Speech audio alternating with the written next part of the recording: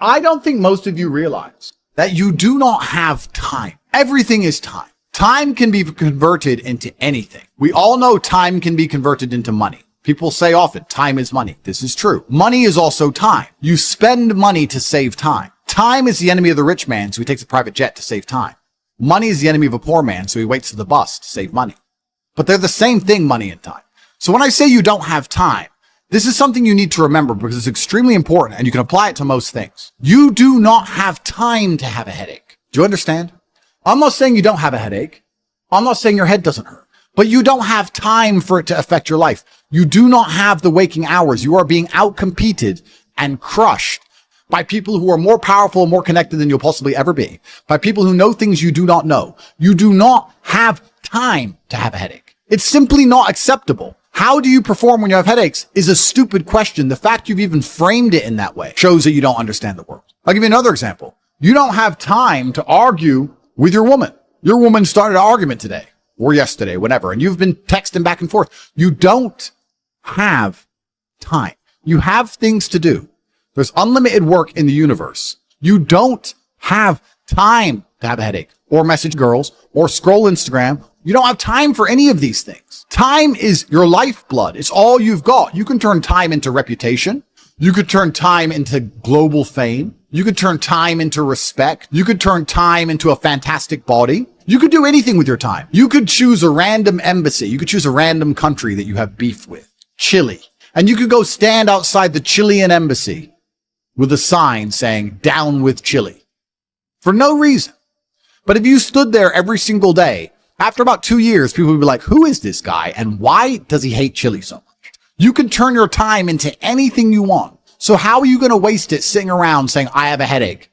Boo boo, I have a headache. But the question is framed incorrectly. If I have a headache, I don't care. And one of the main reasons I don't care is because my enemy doesn't care. You know, when I got injured, when I was training for fights, my coach would often say to me, is your enemy going to hit you less or show you mercy because of this injury? If you say, okay, we're about to fight, but halfway through the training camp, I hurt my foot. So, take it easy. No, he's going to try and destroy me anyway. So if he doesn't care, why do I care? And why does my coach care? Nobody cares. The people who are trying to steal your woman, and trust me, everyone is. The people who are trying to take the money that you want to earn and put it in their pocket before you can. The people who want to have large and gorgeous feathers on their peacock to show the world all the amazing things they've done. They don't care that you have a headache. So why do you care? You need to reprogram your mind. You don't have time to have a headache. You don't have time to be doing the majority of things you do. And there's always been and always will be. And we could talk about that again. We were talking earlier about competence, right? Do you think a woman sees you as competent if you complain about having a headache? Let's say you have a headache. It's fine. You have a headache. I'm not disputing that. Maybe it really hurts. That's terrible. If you go, oh, I've got such a bad headache. Do you think a woman looks at you and goes, yes. Oh, I found the guy for me. She may not say anything. She may say, oh, do you want a pill? But really deep down, this guy's a dickhead. I mean, if you got hit in the head with a hammer or shot in the face, fine. But why do you have a headache? From what? Scrolling TikTok. A lot of you deserve the failure you endure. The universe is very giving. I often believe people say the world's not fair. I'd argue that karmic retributions, and in the long run, all in all, is pretty fair. Karmic retributions are real. In the end, God gives you exactly what you deserve. So if you're not happy with your life, you have to ask yourself, do you really deserve more? Have you really tried 100% of the time? Did you ignore that headache? Are you as competent as you could possibly be? Have you given 100% every time you've done anything? No. You deserve what you have. You deserve your mediocrity because you're an average person. You want a Lambo and these women and a boat and whatever else you want because you see it on Instagram. But wanting something and deserving something are very different things. If you truly deserved it, you'd be working for it in a way that ensures it would be given to you by the universe. Every single thing I've ever wanted, I have got. Maybe not instantly, maybe not easily. In fact, certainly not both. It was always difficult and it always took time, but I really wanted them. So I always got them. And I put in enough work to show God and show the universe I deserve them, so he gave them to me. I cannot remember a single time, and I state this as a matter of fact, this is not hyperbole, I cannot remember a single time I have ever decided not to do something that must be done because I had a headache. Ever. Ever. It is easier if you enjoy it because you do not struggle with lack of motivation or lack of interest. For me to say you could honestly be world champion at something you hate is a lie. You can, however, be competent at things you don't like. You can be very good at something you don't like doing. To be the best in the world, you probably have to fall in love with it. But the way you do anything is the way you do everything.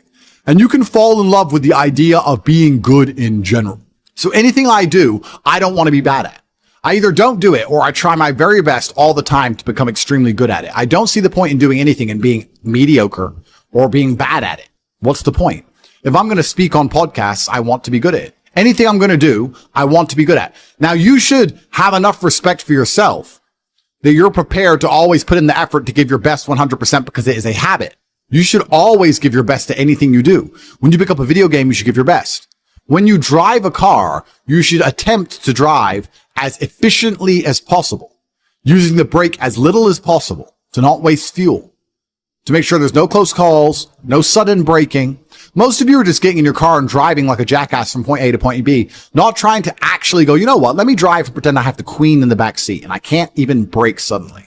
And I only have a fraction of fuel. How far can I go if I very smoothly, very calmly anticipate the traffic in advance, move my car in and out of the car so I barely have to brake, keep moving slowly and smoothly? Let me try and get good at this. The way you do anything is the way you do everything. And it is a habit to be good at things. There's nothing wrong with just being good at things. To be the best in the world, you have to love it. That's true. But you're not going to love the majority of things you do. That's not realistic. The world's not going to afford you a life where everything you do you're in love with. In fact, you're going to end up doing a whole bunch of things you don't want to do. And the life hack is, if you enjoy getting better at things, then you can be doing something you don't want to do better than you previously done it. And now you enjoy doing it because you were more competent and more capable at said task. You are now better at said task. Every single thing I approach with vigor because I like being good at things. And that's not because I'm arrogant.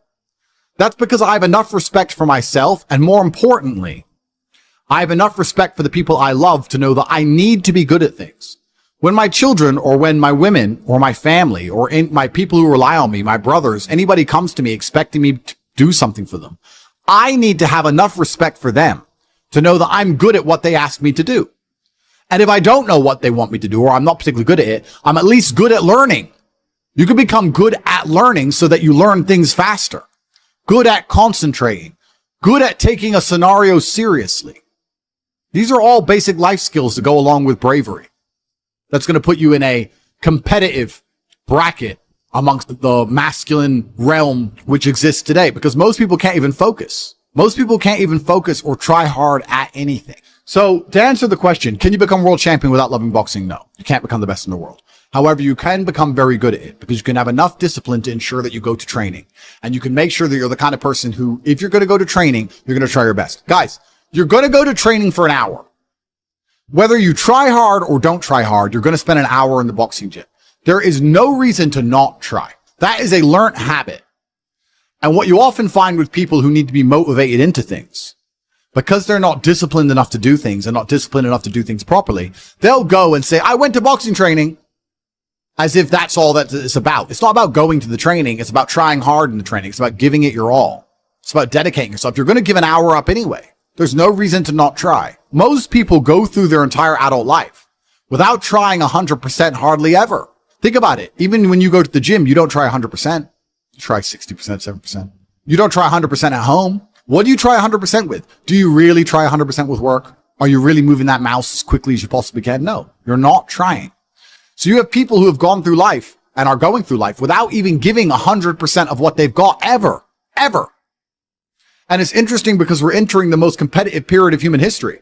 So you need to get very good at everything you do all of the time. You'll learn a lot of lessons about psychology in the boxing ring. Now, they're not related, technically. One's exercise. One's the psychology of people. But you'll learn in the fight ring. You'll learn that you're not tired when you're winning. You're tired when you're losing. That once you start to win, you get to find unlimited energy from the universe from somewhere, and you just continue to push forward, no matter how hard it is. Winning is easy. It's trying to turn it around when you're losing that is difficult. You take this lesson from boxing and you apply it to everything else in life. You apply it to money and say, once I start to make money, I know I will have endless motivation to keep making money. It's just hard to make money in the first place. It's hard to get over that hurdle, but once I get going, it's easy. It's a positive reinforcement loop. It's a spiral upwards into infinity. It's a tornado that takes you to the promised land. So to have that unique psychological conclusion, that unique psychological input, you had to become good at boxing. So it's very important that you're good at everything you do all of the time. Don't do it if you're not going to try. But you don't want people to learn bad habits. But it's a bad habit to coast. It's a bad habit to spend time and waste it. It's a bad habit to go, oh, I tried. I went. I didn't give it my all, but at least I went. You see this kind of cope online all the time.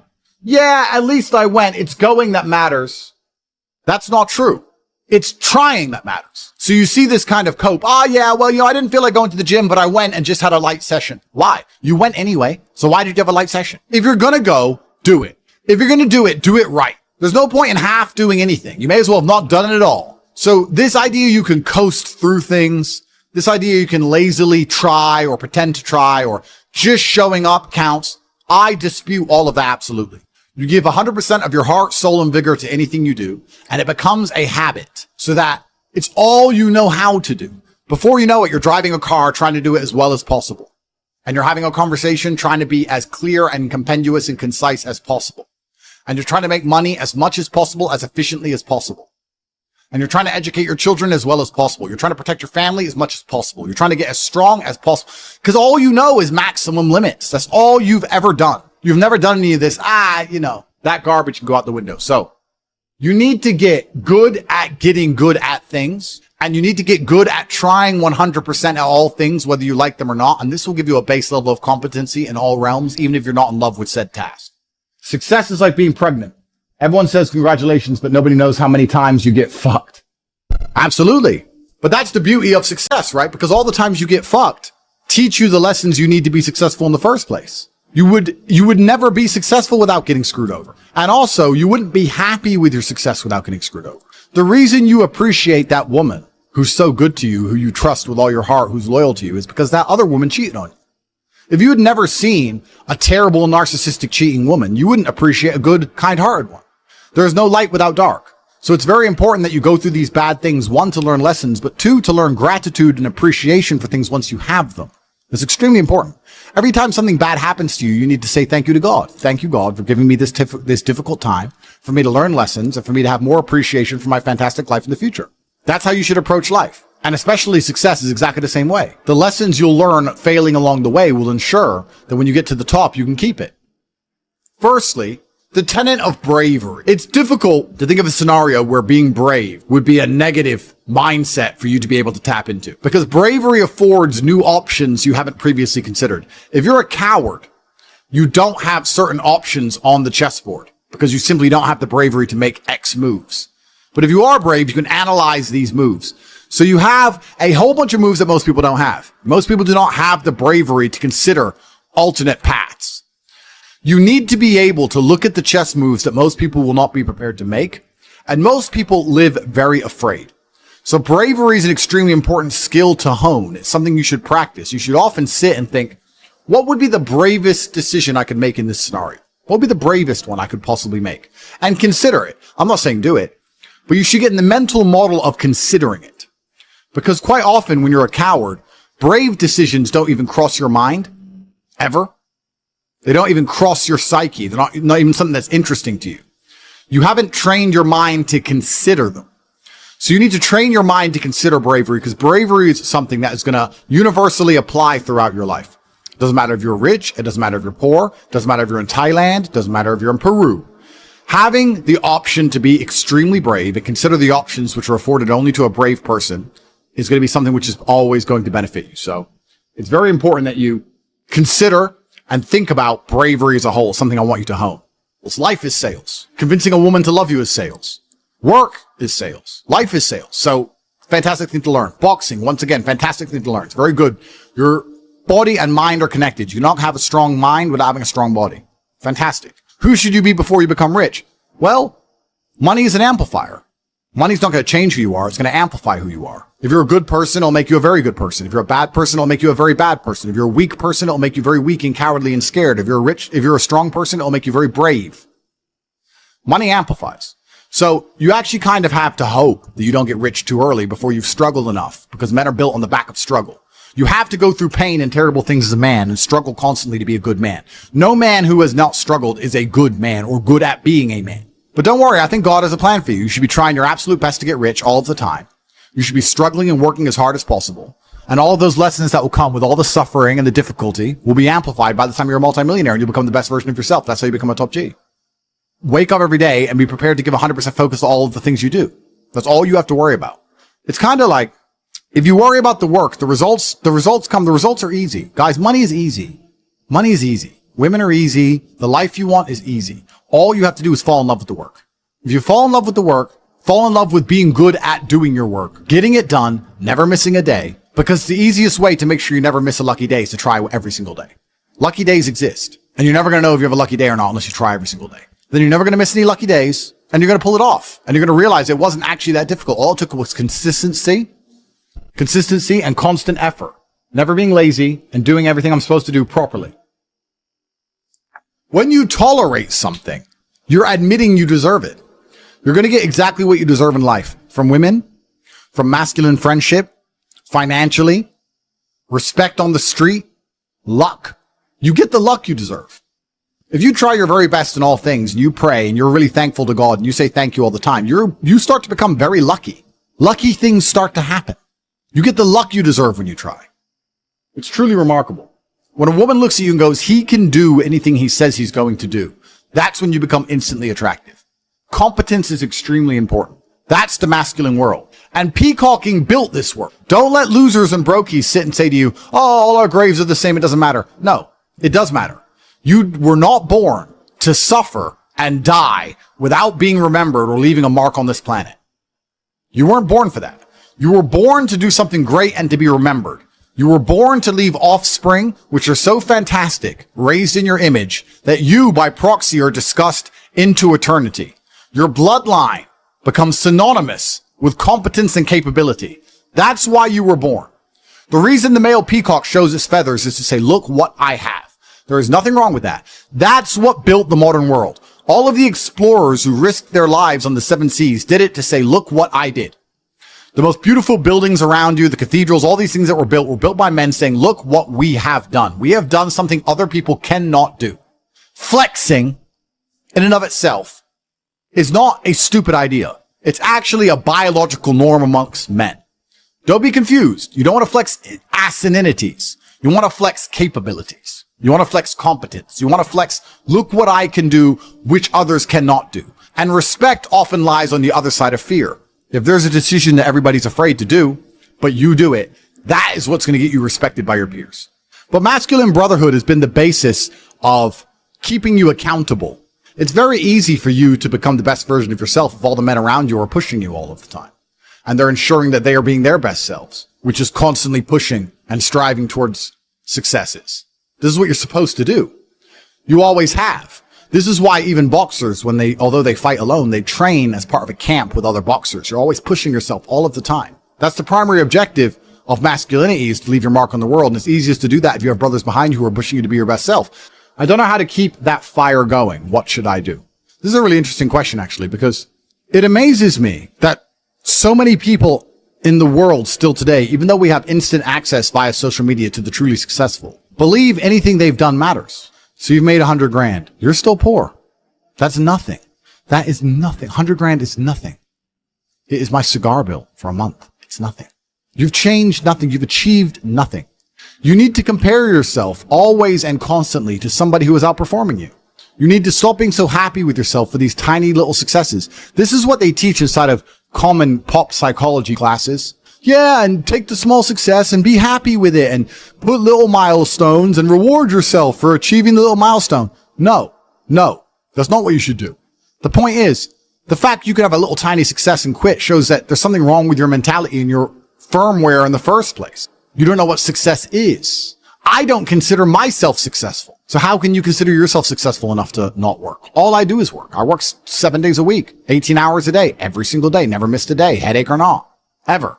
So I don't understand this mindset. And you see a lot of people do it, right? They'll say, oh yeah, I had a really great week and I made some money and now I'm in Costa Rica. You're never going to win that way. People often say to the extremely wealthy people, why do you work all the time? All you do is work. If I was as rich as you, I'd just go on holidays. Not understanding that the kind of person who goes on holidays when they have money is not the kind of person who becomes truly rich. The kind of people who become truly rich are the people who work every day no matter what. Which is why all of the people who are truly rich are workaholics, because it's the only way to really get there. You can get to a certain point once you're a trillionaire, you're Jeff Bezos or whatever, that you can take some days off. I'm not saying that. But the point I'm making is you need to fall in love with being happy with yourself for how hard you've dedicated yourself to a task. That needs to be more satisfying to you than relaxing. Relaxing is probably the most boring thing you can possibly say for me to do. Say, Andrew, do you want to go relax? I say, what do I do? Stare at a wall? That sounds terrible. Nothing is worse than relaxing. I don't want to relax. I want to work. That's all I want to do is work. Because if I work and I achieve things, I feel good inside. I got something done. I feel good. I feel happy. If I just relax, nothing's been achieved, so I don't see the point of it. It doesn't even relax me. In fact, it makes me very anxious. So then I feel more stressed than if I was just doing the work in the first place, which is why relaxing is impossible for me. And he said, well, it sounds like you have an anxiety disorder. If it's a disorder that allows me to constantly work all of the time and never be happy unless all of my work is complete, thank God I have it, because if I didn't have this disorder, I'd be a normal jackass like you. Guys, time is running out for a chance to win. It truly is. You guys are truly running out of time. It's very important that you get your act together quickly. So if you want to call it anxiety disorder, then get one. Don't be talking about headaches. Don't be talking about working. Don't be arguing with women. You have things to do, right? Doesn't matter if you have a headache or not. You must work. Anxiety sounds like free energy. Could give me more. Absolutely. Anxiety is exactly that. It's free energy. Nervousness is free energy. The inability to rest or relax or sleep is free energy. You just have to have the discipline to direct it in the correct directions. You need to sit at home and feel this fire inside of you because you do not have all of the money you want, all of the respect you want, and your name has not been echoed into eternity. You're not etched into the halls of history. You need to take all of that fire inside of you and all of that anger and direct it at one task. And you need to try your absolute best to ensure you succeed in that task. It's down to you. I can't drag you across the finish line. I can only show you where the race is and try and hype you up before you run. I can take you to the start line. I can tell you you can do it. I can tell you how fantastic it is when the race is over. I can tell you it is worth it, but you have to be the one to run the race. I can't carry you. If you're going to ask me stupid questions about headaches, you're never going to make it. There's going to be a huge contingent of the populace that never make it. But when you do, it is worth it because you're remembered.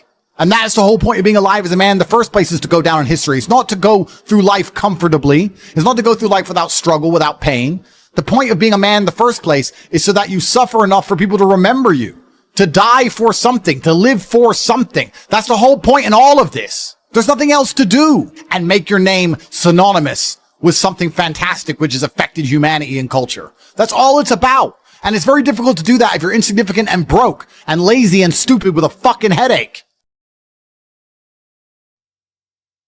There's a version of you that never sleeps in, never skips training, never wastes time. There's a version of you who never fails. It is waiting for you. Genuinely ask yourself a question, you at home. If you had done those things for the last 2 years, you never skipped a training, you never wasted time, you never scrolled TikTok, you never sat aimlessly on the internet typing in garbage, never played video games, you never wasted time. You never skipped training. You were training every single day. You never slept in. You were never lazy. There's this version of you. Imagine the person you would be. Genuinely imagine what you would look like. Imagine where you would live. Imagine the car you would drive. Imagine how much your woman would respect you. Imagine the love you would see in her eyes when she looks at you with adoration like a king. Imagine your existence. That person is waiting for you. And the only thing that's stopping you from being that person is your monumental laziness. You can have it. The universe is very giving. It will give you anything you work for. I've never seen somebody try for something with all of their might and not get it. The only people who do not have the things they want are the people who do not try for them. I've never seen a person wake up and say, my only dedication in life is to solve a Rubik's Cube and fail. You are not stupid. You are not incompetent. You are lazy and arrogant. It's extremely important you understand that that person is waiting for you and you are declining that version of yourself. In the multiverse, in the many different versions of the universe that exist, there is a version of you that does those exact things. And he is a greater person than you can even fathom. You can transform yourself into that guy. You can be a top G. That's exactly what I did. I knew who I was going to have to end up being before I became that person. My brother and I are not from rich families. We are not from advantaged beginnings, but I knew I had to be a big, strong, fighting billionaire. That's what I knew I had to be. Discipline is the key to success. If you cannot force yourself to do something you don't want to do, how are you ever going to put yourself through the suffering required for greatness? If you cannot force yourself to train when you do not want to train, if you cannot force yourself to work when you don't want to work, if you can't force yourself to not log into Pornhub or force yourself to eat right, how can you possibly ever become a monumentally successful person if you cannot control yourself long enough to do what must be done as opposed to what you feel like doing? The only people who get to live their lives based on how they feel are women and children. Children can cry because they feel like crying, as can a woman. A woman can start an argument because she feels like arguing, as can a child. A man must do what he is supposed to do, irregardless of how he feels. That is the key component to masculinity, is discipline. If you do not have the discipline to dedicate yourself to anything, you are going to fail and be crushed by the people who can. If you only go to the gym when you feel like going to the gym, you're never going to be as strong as the people who go to the gym when they don't feel like going to the gym. I don't think most of you realize that you do not have time. Everything is time. Time can be converted into anything. We all know time can be converted into money. People say often, time is money. This is true. Money is also time. You spend money to save time. Time is the enemy of the rich man, so he takes a private jet to save time. Money is the enemy of a poor man, so he waits for the bus to save money. But they're the same thing, money and time. So when I say you don't have time, this is something you need to remember because it's extremely important and you can apply it to most things. You do not have time to have a headache. Do you understand? I'm not saying you don't have a headache. I'm not saying your head doesn't hurt, but you don't have time for it to affect your life. You do not have the waking hours. You are being outcompeted and crushed by people who are more powerful and more connected than you'll possibly ever be, by people who know things you do not know. You do not have time to have a headache. It's simply not acceptable. How do you perform when you have headaches is a stupid question. The fact you've even framed it in that way shows that you don't understand the world. You don't have time. You have things to do. There's unlimited work in the universe. You don't have time to have a headache or message girls or scroll Instagram. You don't have time for any of these things. Time is your lifeblood. It's all you've got. You can turn time into reputation. You could turn time into global fame. You could turn time into respect. You could turn time into a fantastic body. You could do anything with your time. You could turn your time into anything you want. So how are you going to waste it sitting around saying, I have a headache?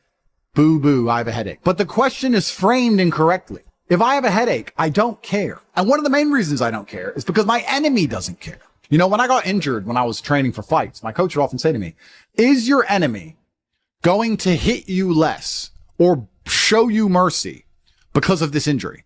If you say, okay, we're about to fight, but halfway through the training camp, I hurt my foot. So, take it easy. No, he's going to try and destroy me anyway. So if he doesn't care, why do I care? And why does my coach care? Nobody cares. They don't care that you have a headache. So why do you care? You need to reprogram your mind. You don't have time to have a headache. You don't have time to be doing the majority of things you do. A lot of you deserve the failure you endure. The universe is very giving. I often believe people say the world's not fair.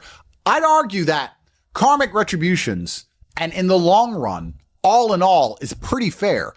Karmic retributions are real. In the end, God gives you exactly what you deserve. So if you're not happy with your life, you have to ask yourself, do you really deserve more?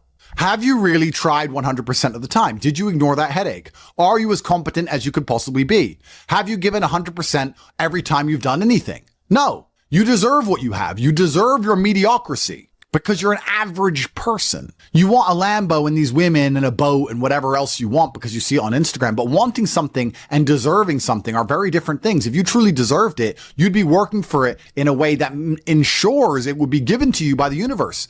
Every single thing I've ever wanted, I have got. Maybe not instantly, maybe not easily. In fact, certainly not both. It was always difficult and it always took time, but I really wanted them, so I always got them. And I put in enough work to show God and show the universe I deserved them, so he gave them to me. I cannot remember a single time, and I state this as a matter of fact, this is not hyperbole. I cannot remember a single time I have ever decided not to do something that must be done because I had a headache. Ever. It is easier if you enjoy it because you do not struggle with lack of motivation or lack of interest. For me to say you could honestly be world champion at something you hate is a lie. You can, however, be competent at things you don't like. You can be very good at something you don't like doing. To be the best in the world, you probably have to fall in love with it. But the way you do anything is the way you do everything.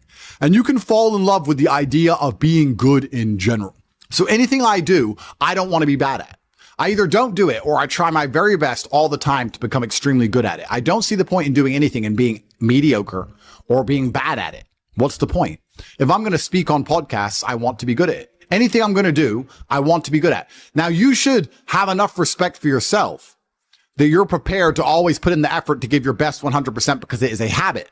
You should always give your best to anything you do. When you pick up a video game, you should give your best. Discipline is absolutely essential for success, and you need to get very comfortable and very used to the idea of understanding that on your path to greatness, there are going to be long periods of time where you hate what you are doing, where you are dissatisfied with the actions you must undertake, where you are tired, where you are stressed. That is why it is difficult. That is why most people won't make it. If the path was easy, everybody would walk it and it would lead nowhere. 100 people start the path, 99 fall off because it is difficult, and the one person who makes it to the end gets the gold. If all 100 made it to the end and the gold was divided by 100, it wouldn't even be worth anything. The difficulty gives it value. The fact that it is difficult to do is the key component into the fact you want it in the first place. If it wasn't difficult, everyone would have it and you wouldn't want it because no one would respect it. It's supposed to be hard. Life is supposed to be hard. You're supposed to think this is terrible. You're supposed to suffer and smile through the pain regardless. Discipline is the key to success in all realms as a man.